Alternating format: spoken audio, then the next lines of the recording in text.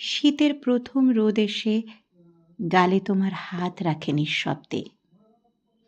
মনে হয় যেন আকাশ নিজেই আজ তোমার জন্মদিনের গান গায়। কুয়াশা মাখা সেই নরম সকালটা। বছর 10 আগে দরজায় কড়া নেড়েছিল। তোর্ষা, তোর আগমনে যেন পৃথিবী হঠাৎই উষ্ণ হয়ে উঠেছিল অকারণে। শীতের নরম রোদ ঢেকে দেয় ঘর ভরা কুয়াশার পর্দা।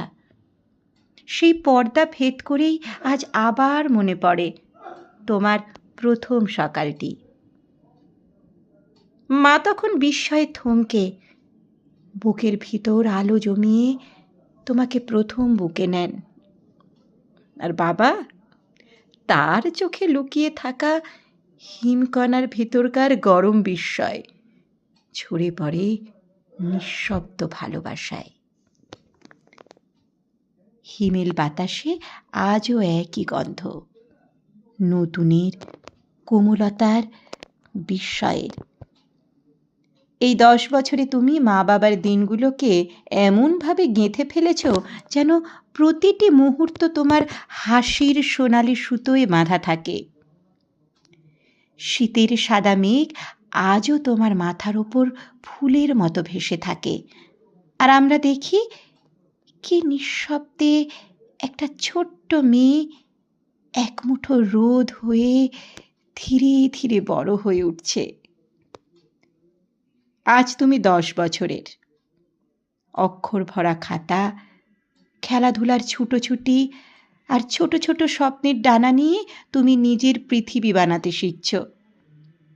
বাবা ভাবে এত তাড়াতাড়ি বড় হলো কিভাবে। মা ভাবে আলো এত গভীর হয় কিভাবে।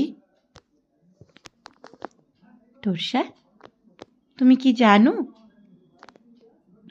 তোমার হাসি যখন ঘরময় ছড়ায়, শীত গলে যায় উষ্ণতায়।